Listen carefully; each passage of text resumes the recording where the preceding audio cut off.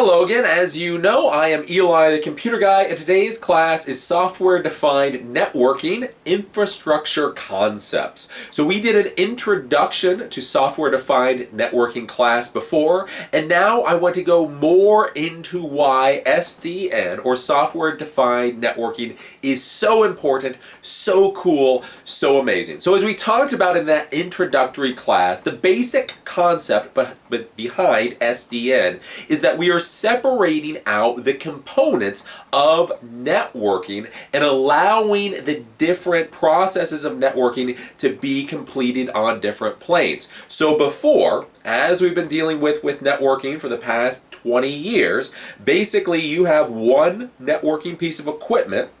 That is the hardware, that is the intelligence, that is the configuration. Everything is essentially stored on that one piece of equipment. Now with SDN, or software-defined networking, what we are doing is we are pulling out all the different parts of networking and putting them onto different planes. So now there is the data plane. The data plane is what forwards data traffic from point A to point B. The services plane are the services that the network requires, things like firewall services. Then you have the control plane. The control plane is what sets up the configurations for everything on the data plane and the services plane. And then the management plane is what makes sure all this glue kind of stays together. So basically with SDN, remember, we're pulling all of this stuff apart so that we can do more powerful things. Now, you guys, I got a couple of questions and comments from you guys going,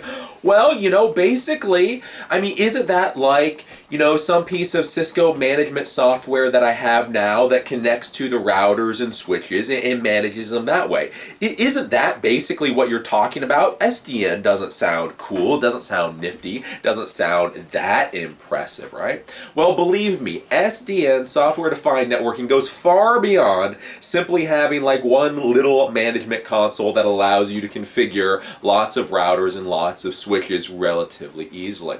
The big concept, the big thing is with this control plane. So when we're thinking about the control plane is essentially a server or clusters of servers that allow you to control all of the networking devices very easily. So instead of going into a command line for each individual networking device, you can go to the control plane, you can go to a management console, and from that management console, you can send out commands that will propagate to all of the networking devices on the network and change the traffic shaping in real time. Now, why this is cooler and why this is more impressive than simply just a management console is because now with SDN, with software-defined networking, what they're thinking about is how can other pieces of software on the network be able to talk to the control plane and be able to dynamically shape network traffic based on their current needs. So I was just at Interop, the other week, and they were talking about this, and what this really means, which is really cool and which is really scary, is imagine the ability for Farmville to have control over your network. And that is what we're talking about.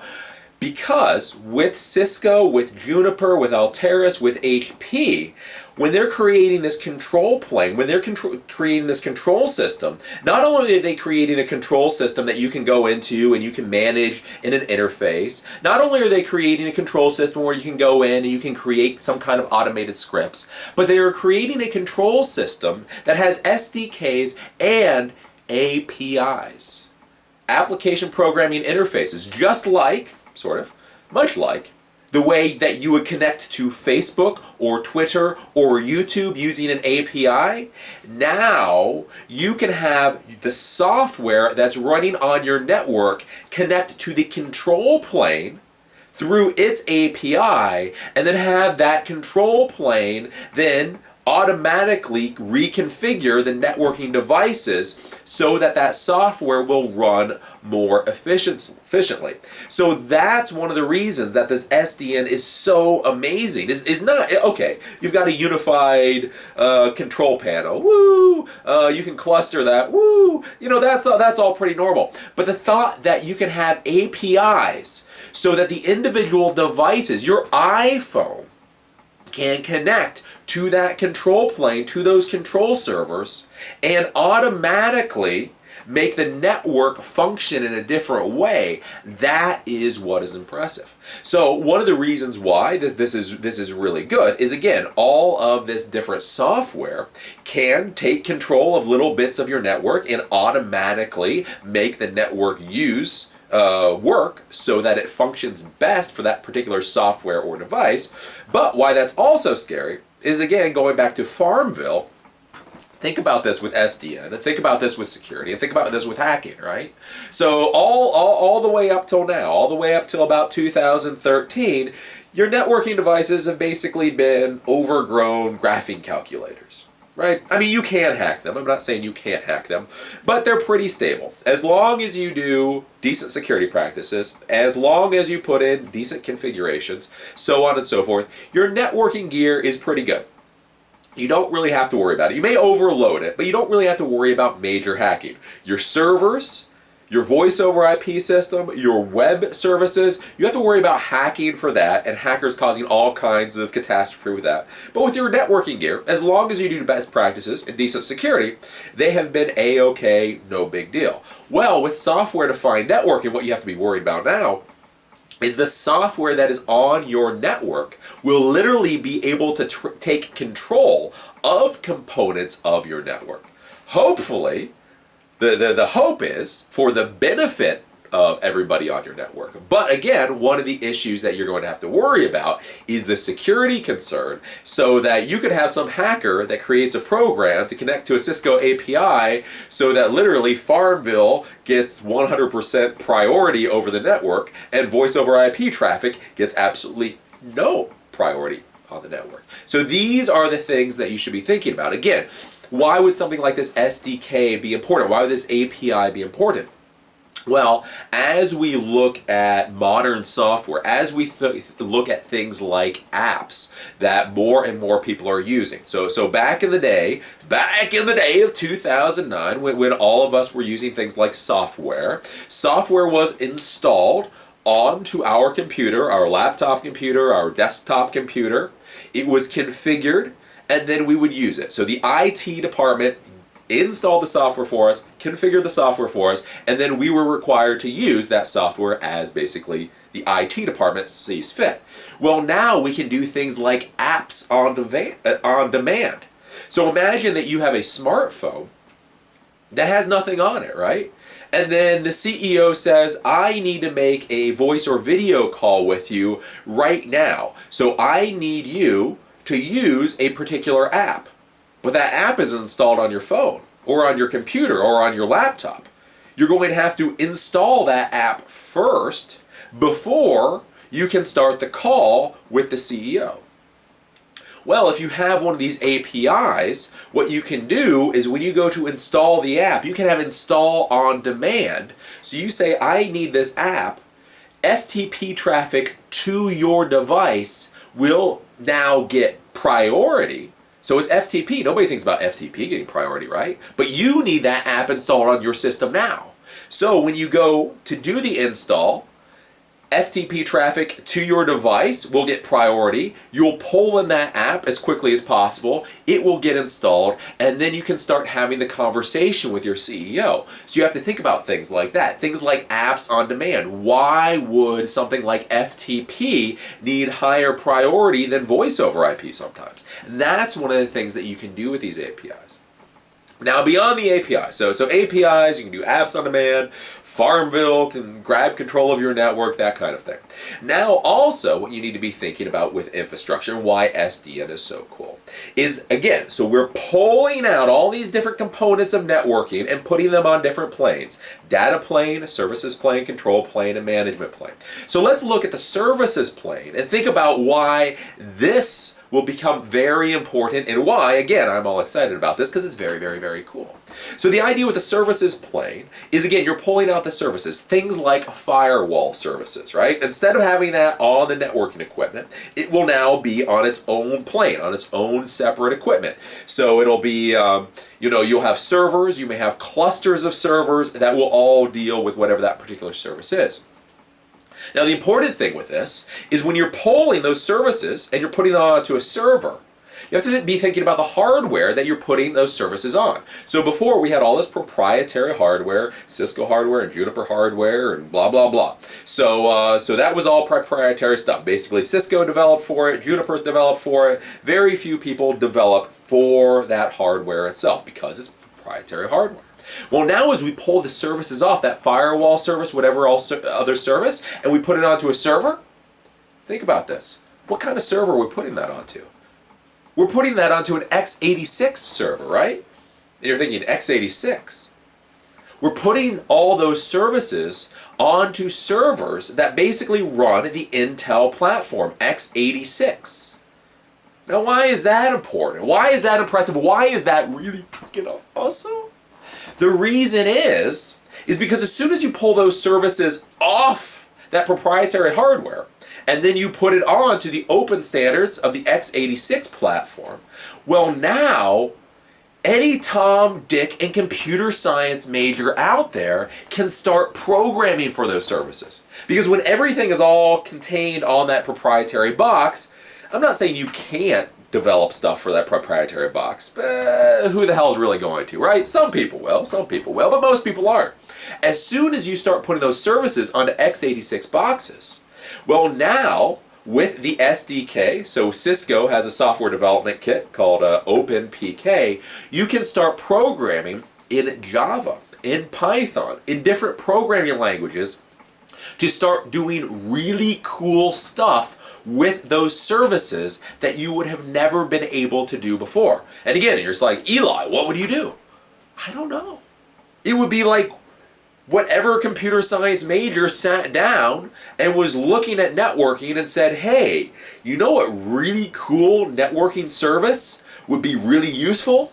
And now, because those services are just sitting on an x86 server, they can now program for those x86 servers and develop whatever it is comes to their mind. There's all kinds of stuff. I mean, imagine firewalls that communicate with 1,000 different data points, right? You can just do amazing, amazing, amazing things. So with the SDN, we're pulling all of these different functions into different planes. So now we have APIs. So our smartphone can actually take control of little parts of the network as it needs. The services are pulled off onto x86 servers so that, again, literally any junior level comp sci major can start programming in network services if that is what floats their boat. And again, that's when things start getting really cool. As you open up these systems to allow more and more people to be able to develop whatever comes to their mind, that is where you get some really cool stuff. Now, not only that, but one of the things that's also coming along with this software-defined networking is the idea that your WAN connection is going to start being priced more and more based on time of use and specific qualities of use. So what do I mean by that? What are we talking about here? Well, remember, so everybody has a business, right? So the company, the enterprise that you have has a business, and the WAN providers have a business. So the Verizons of the world, the Quests of the world. When you get your T1 connection or your carrier grade Ethernet connection or whatever else, right? So those WAN providers, those ISPs, they have costs too. So when they provide you a service, it costs them money. Bandwidth. For them to provide you bandwidth, 5 megabits a second, 100 megabits per second, a gigabit per second, that requires cost to them. But also things like latency has cost.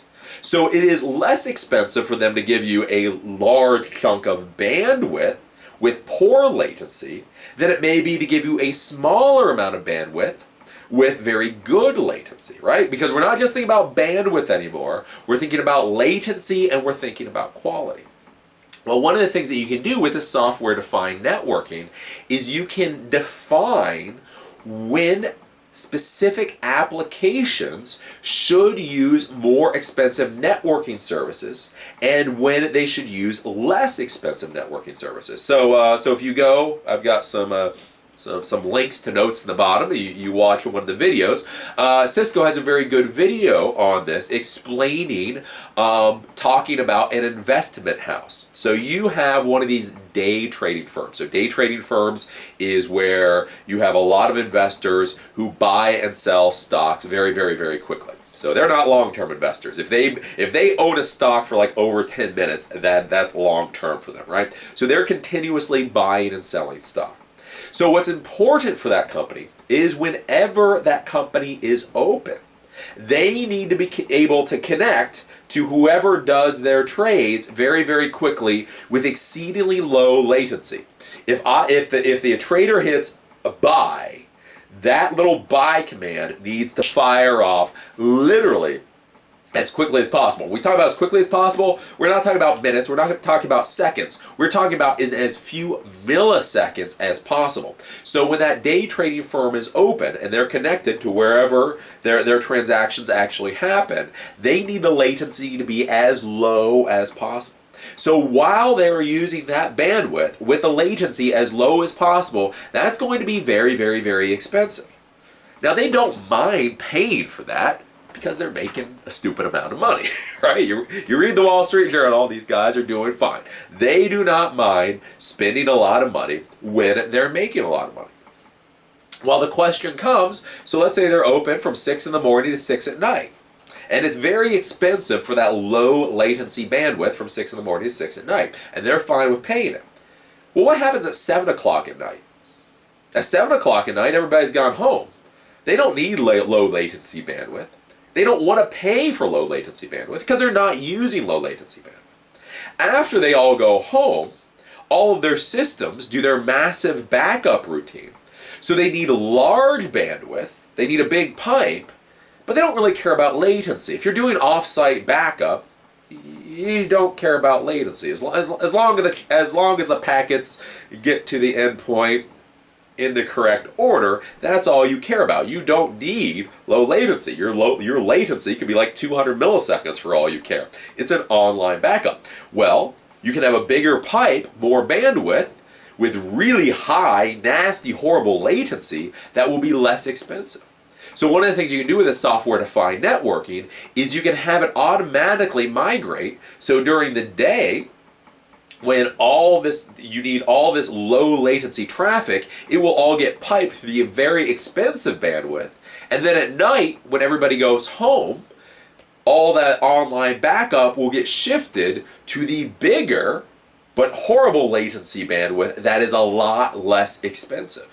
So these are the things that are coming down the pike, and again, that you should be thinking about. When we have been going out to buy networking bandwidth from providers, we've been thinking about T1s, we've been thinking about 1 gigabit per second or 100 megabit per second or 10 megabit per second. This is how we've been thinking about bandwidth for a long time. Basically, what is the size of the bandwidth? 5 up, 5 down, 10 up, 5 down, 20 up, 10 down, 1 gig both ways. That's how we've been thinking about bandwidth, and that's how we've been buying bandwidth.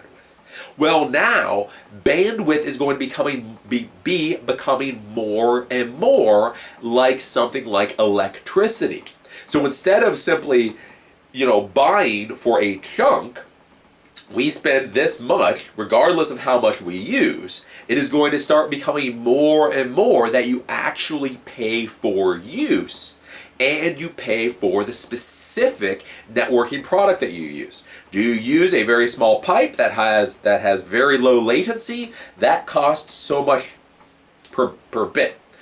Do you buy a very big pipe with very high, horrible latency? That costs so much per bit. So this is one of the things that you should be thinking about when we're talking about software-defined networking. And again, this is where I'm telling telling you guys, you need to be thinking a couple years in the future. Right now, doesn't sound too cool, but it really is pretty futuristic. In 3 years, this stuff is going to be becoming more and more and more normal. Again, it is not going to be that long till when I'm typing on my little iPhone here, this iPhone is able to grab prioritization over the network. And now you may be thinking, Eli, oh, I don't know about that. But remember, iPhones, this whole smartphone revolution hasn't been around that long. And you also have to think about things like BYOD, bring your own device. Bring your own device to work really has only been around for 2 or 3 years, but that has taken off. It's gone from something like 1% of all employees bring their devices to work and put it on the network now to something like 50 or 60%. The same type of thing is going to happen with the software-defined networking. It's going to seem really, really, really, really small, but then it's going to get big really quick. And then the question becomes, again, when we're talking about something like software-defined networking and having devices and software be able to control the APIs of the network, you want something really scary? Let me tell you something that should make you just poop your pants, right? So BYOD, bring your own device, your iPhone, your tablet, whatever, your Surface to work. That's a scary thing. That's putting consumers' electronics onto your enterprise network. That's scary. Then you have the idea of software-defined networking where you have APIs where software and devices can connect to the network and start controlling the network. That's scary.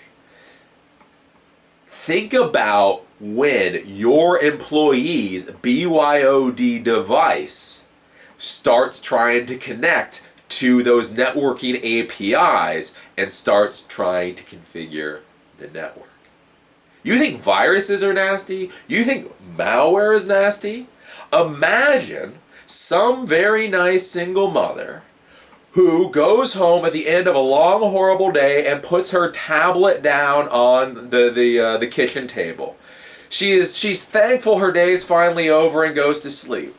Her teenage son then comes in to the kitchen, sees a tablet, and decides, hey, I'm just gonna look at a little porn, right? I know you don't know any teenage boys that would do that. And before, in the old days, all you were worried about was, okay, maybe the device would get a virus, maybe it would get malware. It's bad. But now imagine that BYOD device that has been connected to the APIs on your network now gets infected with a virus because that kid went to a porn site.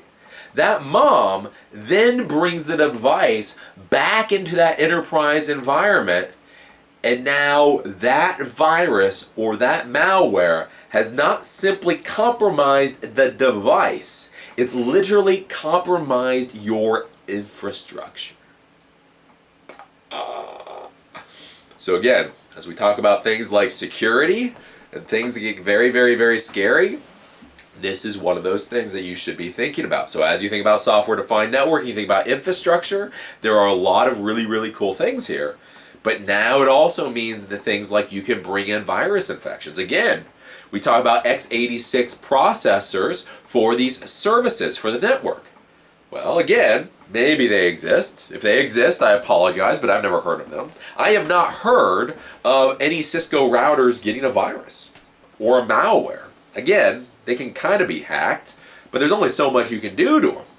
Now imagine you pull off those services, you put them onto an x86 server. You can now do amazing things. Any comp sci college kid can come up with really wacky, awesome ideas for things to do with those networking services. But that also means you literally have the possibility that a virus could get in and infect those services' servers and cause all kinds of nasty havoc. So these are the things you should be thinking about. So software-defined networking, infrastructure concepts. These are the ideas. So the ideas is you have that control plane. It's not just a management console, it's not just a place where you can script commands, but it also allows these vendors, these manufacturers, to create APIs so devices and software on the network can directly interact with your network. It's just amazing on so many fronts and scary as hell on so many fronts. We have the idea of pulling the services off of the networking equipment and putting it onto its own plane, which means the services now go onto x86 servers, which means any comp sci geek can go in there and start creating really cool specific things. But it also means, do you now have to worry about your x86 servers, your services servers, getting things like viruses? And then the final thing, again, what we need to be thinking about is we have been buying network bandwidth basically based on one size. I buy a T1, I buy a T2, I buy a T3. I buy 1 gigabit per second. I pay $3,000 a month for 1 gigabit per second. And that's it. It's just one set fee. Well, now in this modern world, we're going to start paying more for what we use, and the cost of what we use is going to vary depending on things such as time and day and the quality of that bandwidth. Again, a larger chunk of bandwidth with horrible latency may be less expensive than a much smaller amount of bandwidth with very low latency. So these are the things that you're going to be needing to think about with software-defined networking. Is amazing. It's absolutely awesome. It's great. But again, as with all of these things, just as it's great, it's also a little bit scary. So, as you know, I am Eli the Computer Guy. This class was software-defined networking infrastructure concepts. Again, the main thing to remember about this is we are still a few years off from when this will really be deployed in mass. Again, you can go out and you can read, Juniper talks about this, Cisco talks about this. There's all kinds of information out there about SDN, but what I will warn you about this, SDN is essentially like voice over IP was in 2005, as in everybody has agreed that it is the future. What that future exactly looks like, nobody agrees upon. So, again, if I was in an enterprise environment, I would be looking at purchasing this equipment 2 years from now once the winners and losers have been sorted out.